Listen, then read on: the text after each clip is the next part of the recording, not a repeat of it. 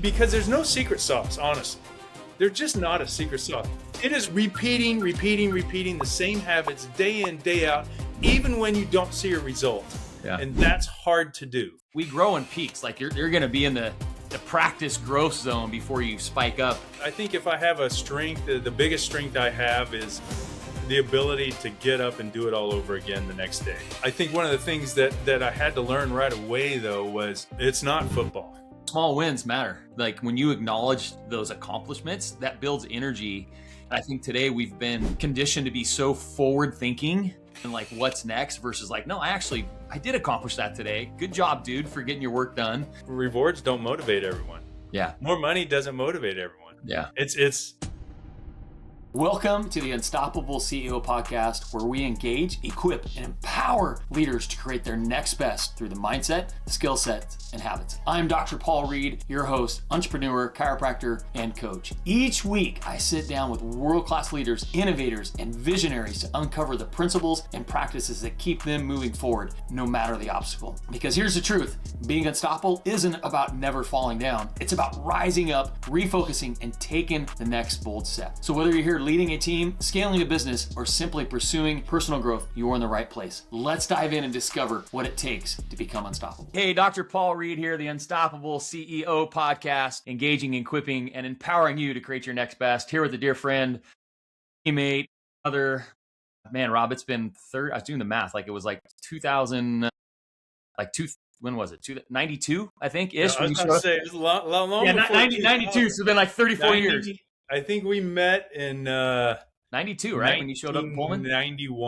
91. Okay, so 35 years that Rob and I have known each other and played together and been friends outside of sport. So I'm just excited and blessed to have him on our show this morning. Do you want to do an intro, man, of all your accolades and who Rob Tobeck is and all the stuff, or do you want me to do it, man? It's up to you, but I just want to say this. When we did meet, I was a junior college transfer to Washington State University, came mid-year.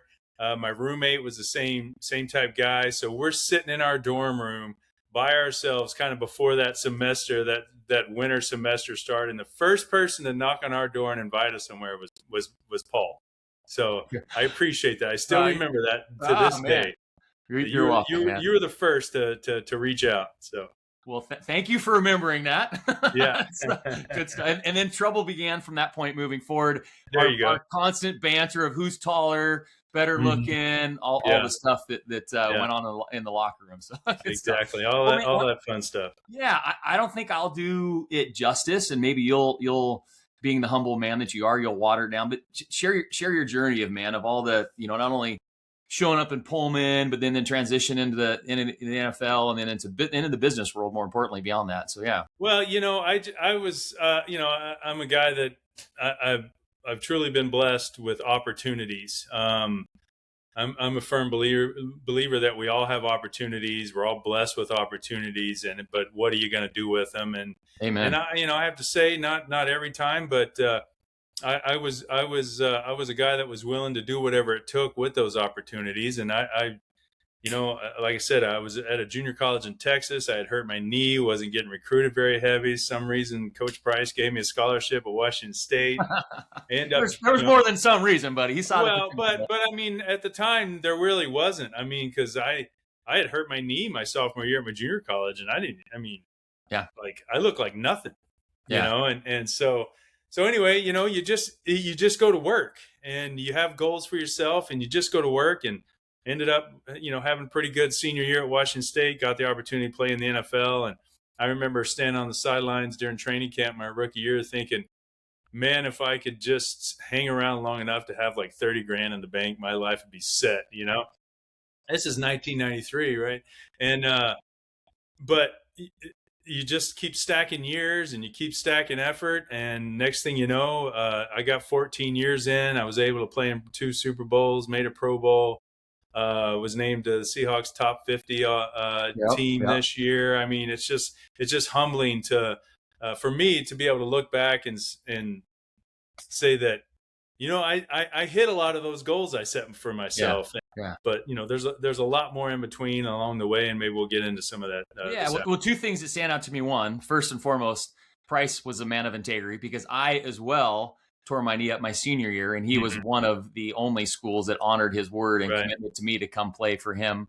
All the others, all the others said, "Hey kid, good luck. We're moving a different direction." So hats off to Coach Price if you're listening to this, or any of his buddies down the road. And then two, what you said, stacking your opportunities. I think is being in the mentorship space, I see people give up a lot when they run into some resistance. And as you presented, like, God's giving you an opportunity, he's opening the door for you to go up and do the work. So with that, share a little bit of the mindset that you had to establish internally, because the NFL stands not for long, right? Right, exactly. 14 years later, Robbie played for 2 teams, a couple Super Bowls, like you said, all this stuff. You got to present at the Hall of Fame to your buddy. Yeah. Steve. Man, so just share some of the mindsets that you not only maybe had in the beginning with that grit, because I think, having known you for, like we said, 35 years, you do have that journeyman's grit. Like, I'm going to do whatever it frickin' takes. I'm going to show up early, stay late, get kicked in the groin a couple times and still go. And then some of the stuff, maybe mindsets that you matured into with your longevity in the league. I share a story when I teach. I think it's the same thing professionally. You told me one time, I'm like, Rob, how are you this deep into your career able to continue to play at a high level? And you said, Paul, the game just slows down. I mean, I don't remember if you remember sharing that to me. It was after. Yeah. And I was like, man, and you're right. Like, things, when you start to become, quote unquote, a master and have done things long enough, like, you slow time down. So just share a little bit of the mindsets early on, and then as you matured through. Well, somebody asked me a couple years ago, got together with some buddies from my junior college, and they, why were you the guy that made it? You know what I'm saying? Like, why, what the heck, Tobeck? Why you? Yeah. and I said, I think a couple of things is, I just didn't know any better, maybe, and the fact that this was my goal and I was going to work towards that goal. And I think if I have a strength, the biggest strength I have is the ability to get up and do it all over again the next day. And it's a grind. I mean, I remember my rookie training camp, and another quick Coach Price story to tell you the type of guy that he was. I'm in training camp my rookie year, and I'm getting worn out. Guy by the name of Pierce Holt, who was an all-pro D tackle, wearing me out daily, right? And I wasn't feeling too good about my opportunities. Coach Price, of all things, in the middle of your training camp, takes time out, searches out my phone number at the Falcon Inn where we were having training camp, and calls me and gives me just a word of encouragement, and picks me up and help me. And so some wind into your sail. Yeah, exactly. I mean, that, talk about a man of integrity. He didn't need to care about me anymore. I was done playing for him. A lot of coaches wouldn't have done that. So there's so many people along the way that do things like that and help you out. And that's what I talk about, the opportunities, is you got to be ready for that opportunity. But I think, getting back to it, my biggest strength I have is just that you call it grit, you can call it tenacity, you can call it those types of, but I think that's my biggest strength is I think back in college, we called it a chip on my shoulder. We'll leave that out. Yeah. So, but I mean, that's what it is. And I freely embrace that, because that's who I am. Now, the key is to figure out how to function and grow with that chip on your shoulder, and how to become not just a guy with a chip on his shoulder all the time, but a guy that can use that chip on his shoulder to motivate himself and to have that tenacity and to have that grit without going overboard sometimes. Well, but I would think with you, again, having known you a long time, that you didn't just walk around with a chip. You use that chip as an opportunity to learn and to grow. Like, where some guys have that chip and are like, I'm you know what, I'm too good for this. And that is not Rob at all. Like, you use it as a way to drive and succeed, but you also didn't have an ego chip. Like, you were like a learner, you listened, you paid attention, you did the work, you're respectful, from the South, you said sir all the time, Yeah, so yeah. like, Yeah, you guys didn't up in the Northwest didn't care for that too much. I thought I was brown nosed, and that's just how it was, but sucking up to Yarno. What are you doing? Yeah, exactly. But I think if I had to name my second, and maybe it's 1A and 1B is having the grit, but also I have the ability to be honest with myself. Mm. And so I know my weaknesses. I know, like, I was the Seahawks, after I retired, had me meet with a center one time and say, well, you talk to this kid. He's a good player, but just needs to talk to somebody. And I met with him, and he had mentioned that, I only have 1 or 2 mental errors a game. And I said, well, you got to raise your standard. You got to have the ability to look at yourself and say, that's not acceptable, because 1 or 2 mental errors in a season, I would have been suicidal. Right. You know what I'm saying? Yeah. And stuff. So I think if I had 1A, 1B, it would be the grit, and 1B would be I can be honest with myself. So what does that mean? That means I know what my weaknesses are. I can address those. I can work towards getting better at those. And I think that that's the price you have to pay that a lot of people aren't willing to pay a lot of times, is working on that weakness, because it's uncomfortable. Yeah. And you're not good at it. You're just not good at it. That's why it's a weakness. And so what you're saying is you're gonna start playing pickleball? Yeah, no, I am. I'm okay not playing pickleball, but yeah, I mean, it's one of those. That's what golf is for me. I'm not good at it, so I'm out playing. That's right. Me either. But I just think, those are the difficult things, that ability to look at yourself and be honest, because sometimes when you're being honest with yourself, it's not fun,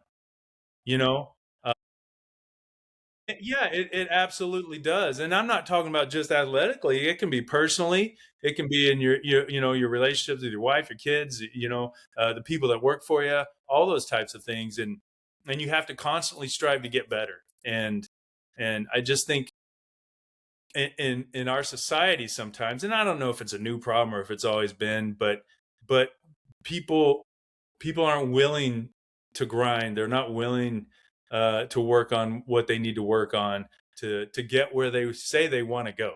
Yeah, for sure. And I share a lot that, like, we most people run into those obstacles or that difficulty or that, like, I'm not very good at that. And instead of embracing it like you have to grow and get to where you got, a lot of times we sidestep it and go around it thinking there's an easier path, when that thing's just going to show up another 6 months, 6 years down the road, because that's still a lesson, right? What we resist persists. Like, whatever we're not working through is just going to keep showing up because we haven't done the work to get through that thing. So yeah, absolutely. So how did, okay, you touched a lot on your amazing career in the NFL, but you also had a highly successful insurance agency beyond the NFL. And so how did some of those skill sets that you learned in the NFL translate into the business entrepreneurship? Well, I think leadership is leadership. I was fortunate that I had a lot of great mentors, a lot of great coaches. Mike Holmgren comes to mind, and some of the things he would say to our team sometimes. And I, as an older player, I'd heard all the coach speech, all the stuff that you get. I heard it a million times, and I really didn't care for it anymore. But the one thing I did love about Coach Holmgren was what he would say on Mondays, win or lose. I used to play this game with myself. What will coach say today? We won big. What's he going to say? Or we barely won, or we played lousy and lost, or what's he going to say to the team? And I would always, like, play the game like, this is what I would say. And I would say 90% of the time he said something exact opposite. But then I would sit back and think about it, and he was right. And so I was fortunate that I got to sit into all those and listen to the wisdom that he would give us, and not just about football, about life. So I think, so I was able to take a lot of that. I think game planning, setting goals, but not just setting a goal but talking about how you're going to reach that goal and sticking to that game plan and all those types of things. I think it was I could easily transition that to the office. I think one of the things that I had to learn right away though was it's not football. Hey, Dr. Paul here. If you're enjoying this episode, give us a follow, check us out on social, and see the show notes for more information on how to connect with me. Yeah. And you can't talk to your team the way that you do on the right. football. Well, yeah. And I always felt like I was pretty good about that as far as reading people and stuff like that. But I was very frank and very, this is this. But also, I think when I first got started, I thought you could just bull your way through because that's what I knew. That's what I'd done. And you quickly learn that not everyone works like you do. Not everyone has the mentality that you do. Some people are just fine clocking in and clocking out and doing those types of things. So how do you motivate that person to be the best during that time they're clocked in? And so those are things that you just, as an owner, a CEO, whatever you want to call it, a coach, you're just constantly thinking about those things. And to me, that was the job, not insurance. That was the job. What was keeping your team on point and motivated? Yeah, just learning how to relate to this person or that person and motivate this man. And you don't win them all. Yeah. Frankly. But you got to, what was something that you, a key phrase or term or habit or rhythm or framework that you use to keep them inspired and motivated? Because a lot of people do, right? They just clock in and clock out. But if you really want somebody to perform at a high level, you have to have them some sort of buy-in and enthusiasm to want to continue to grow and expand the company. What did you? Well, you try rewarding stuff, but the crazy thing is rewards don't motivate everyone. Yeah. More money doesn't motivate everyone. Yeah. It's which okay. Yeah. Yep. But I don't know. I think my thing was to be repetitive. Okay. Yeah. Which is, I don't know if that's motivating or just like I just wanted to. I don't know. It's probably not motivating to be repetitive because people just want you to shut up at some point, Yeah. But I think the message I was trying to get across by being repetitive is this is your goal. This is your stated goal when in our annual meeting. This is how we agreed that you're going to get there. Did you do that? Yeah. Are you doing that? Did you make those calls? Did you, or not? Yeah. And so because there's no secret sauce, honestly. There's just not a secret sauce. It is repeating the same habits day in, day out, even when you don't see a result. Yeah. And that's hard to do.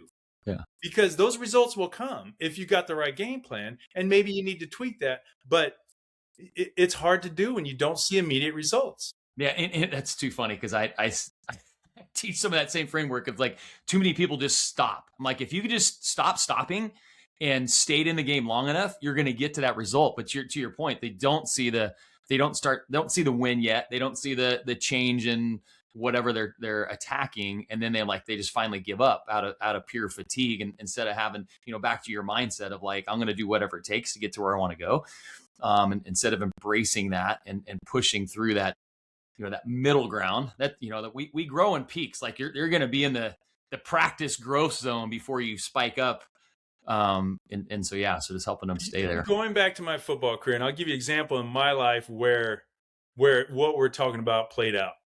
I mentioned Pierce Holt earlier, and I talk about him a lot when I talk to people because he was wearing me out, right? And so we go through season, and this is when I knew I could play in the NFL. This is when I knew I could finally make it, and that I had gotten better.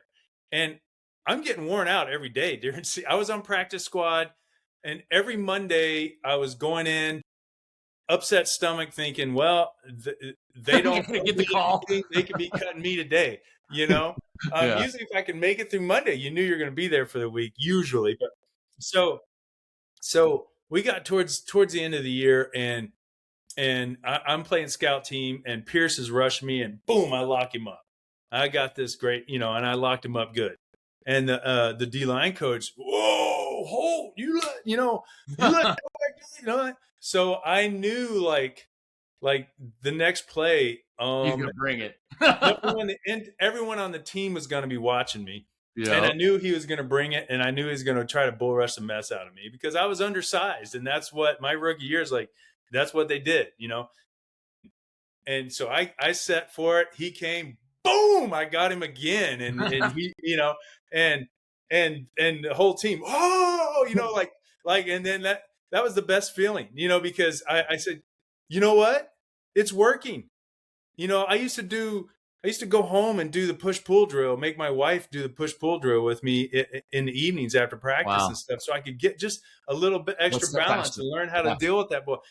But I wasn't seeing results until then. And then you just get better. I was like, you know, it is working. So those wins are good to have. But yeah, that mindset of just having that grit, and I can't overemphasize what that does for you if you can develop that. And it's you don't have it naturally. No, you don't. And back to your point, like that translates into your relationship with your wife, to your faith, to your kids' relationship, it translates to all things, which is well, exactly right. Yeah. What's that? So obviously the personal and professional careers you had, like what are some habits or rhythms that you found important to keeping you in the right mindset, heart set, spirit set to show up every day and accomplish the things that you accomplished? You know, I was always told that failure should not be a motivator. And so I disagree with that, though. I think it can be a great motivator if you know how to handle it. Yeah. And I just think that I just wanted to have, I grew up with nothing and wanted to have something. And so from an early age, I was a goal setter and I was a game planner. And I was able to execute on those game plans. And I was a goal setter, not just football or whatever. You know, I want to be a great father. I want to be a great grandfather now. I want to be a good husband. I want to do all those things. I want my employees to appreciate working for me. You know, all those things are motivators. But I've always asked myself, how do you get there? What are those daily habits that I can do? And it's just, you know, I think it's, you know, it can be different for each situation.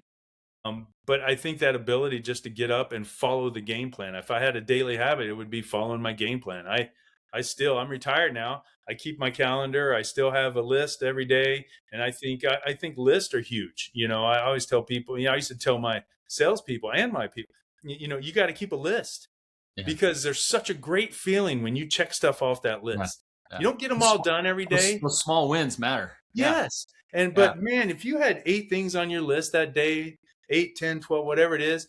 And, you know, sometimes you don't get through them all because it's not your fault because you're waiting on someone else or whatever. But if you checked 8 of those 10 off, that was a good day. Yeah. That was a pretty good day, you know? And so I'm just a big fan of little things like that.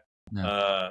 And acknowledging those, and I found personally, like when you acknowledge those accomplishments, that builds energy and a positive attitude. And you start to hey, I am moving the needle. I am getting things done. And I think today we've been conditioned to be so forward thinking and like, what's next versus like, no, I did accomplish that today. Good job, dude, for getting your work done and moving the needle. And we've become conditioned to not really embrace our victories. You know, the same thing with athletes. We don't look at how well we played and things we accomplished. We're just focused on the things that we didn't do well, which is important because like you said, you got to learn and grow through those mistakes, but also, you know, taking time to acknowledge like, dude, I did do a great job.